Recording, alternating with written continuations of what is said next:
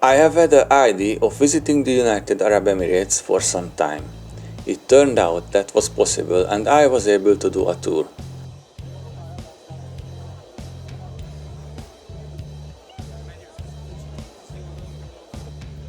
The locations in the video will not be in order of visit. I will take Abu Dhabi first. It is the largest and richest emirate. Most of the oil is located here, and it is also the capital of the Union. The name means Gazelle's father or Gazelle's land. Abu Dhabi didn't go so much for the display of their wealth, although it owns one of the world's largest funds. Today, trees are planted in many places and an irrigation system has been built at a considerable expense.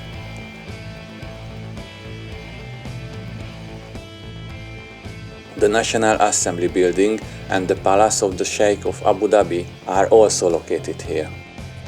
This is the Sheikh Zayed Grand Mosque, which is relatively new, completed in 2007.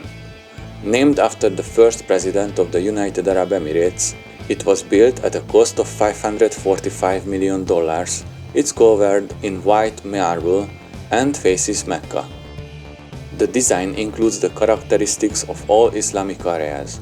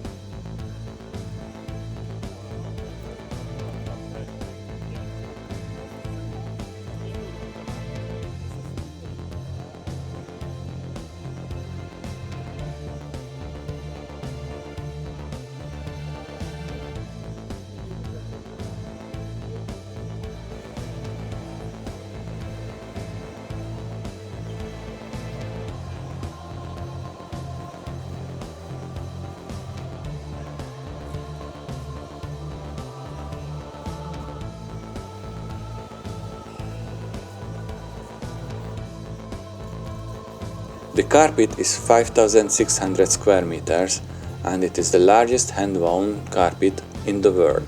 It consists of more than 2.2 billion knots and was made by about 1,200 carpet weavers over 2 years. The chandeliers contain millions of Swarovski crystals, and the largest of them is the second largest found in a mosque and the third largest in the world.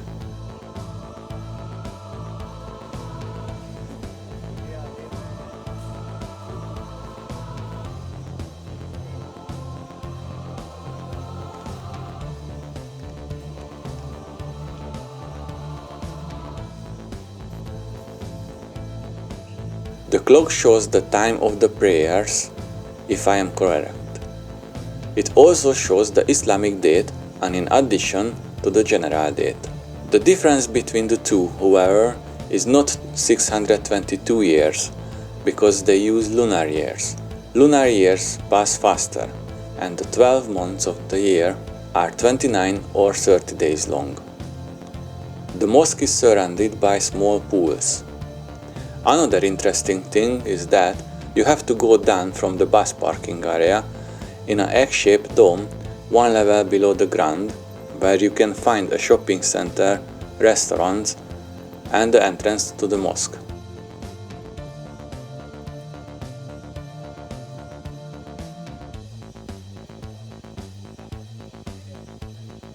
And this is the Heritage Village, which is located next to the port. It aims to present pre-modern life in the Emirate.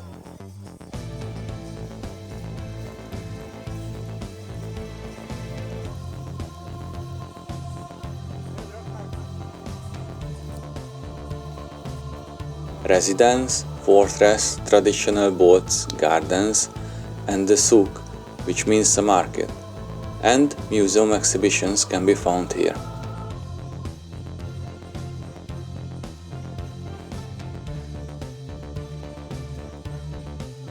Although it's on a beautiful beach, unfortunately, you must not go into the water.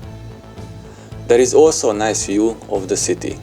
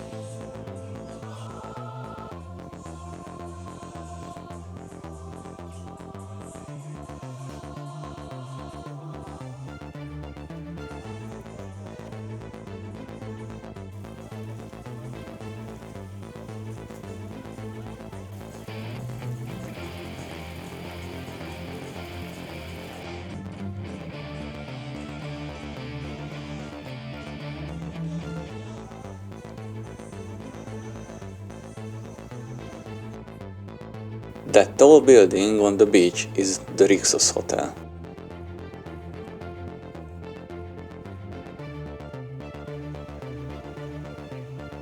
The United Arab Emirates consist of 7 emirates, namely Abu Dhabi, Dubai, Sharjah, Ajman, Al Quwain, Ras Al Khaimah and Fujairah.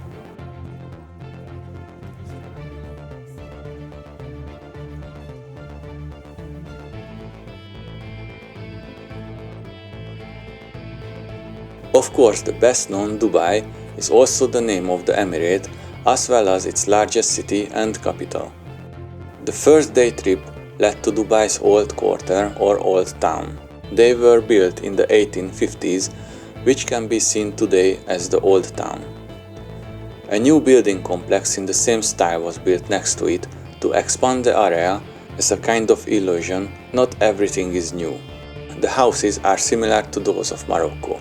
Built around the inner courtyard, the guest rooms and the kitchen and lounge located on the ground floor, and on the upper level the bedrooms. Today it has a roof over it and air conditioned. This house is a house of a richer merchant.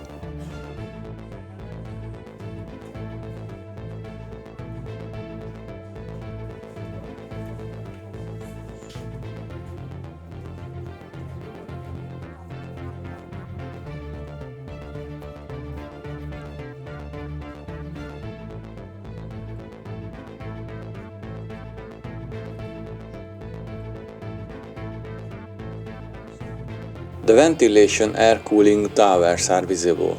The richer the family, the more towers they had.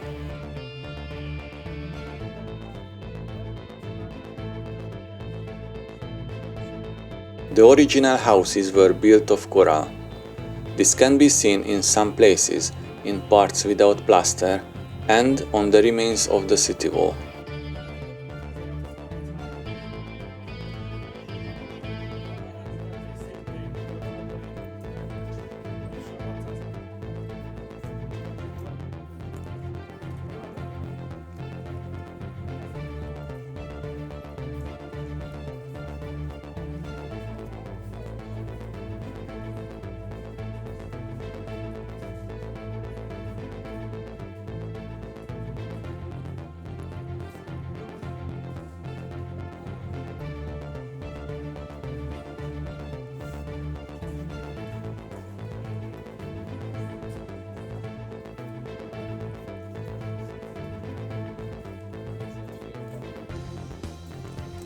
The tent illustrates the camping of a traditional Bedouin tribes. Al Fahidi Fort is the oldest building in Dubai, built in 1787 and museum since 1971.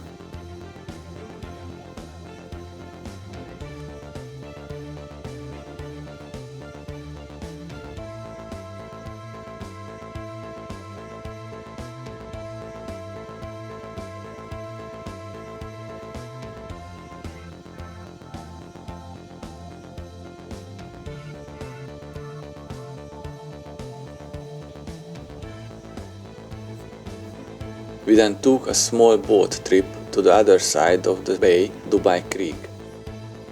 These small boats are called abras. They are traditional and made of teak wood.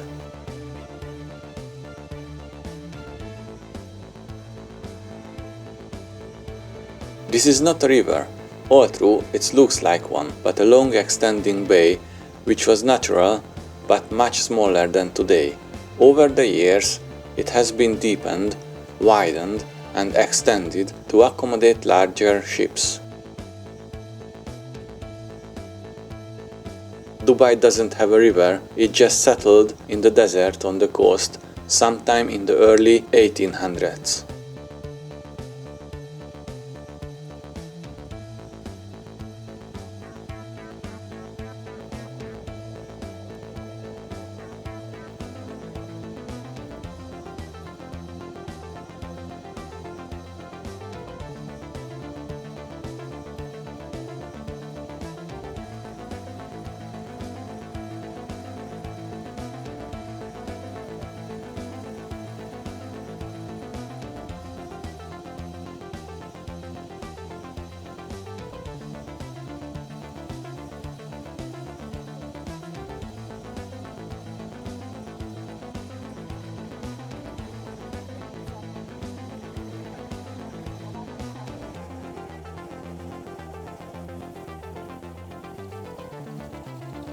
Here was the old spice market, now not so much spices, but rather a multitude of shops offering all kinds of things to tourists. It is a pleasant surprise that they try to invite you in, but not excessively and not in a disturbing way.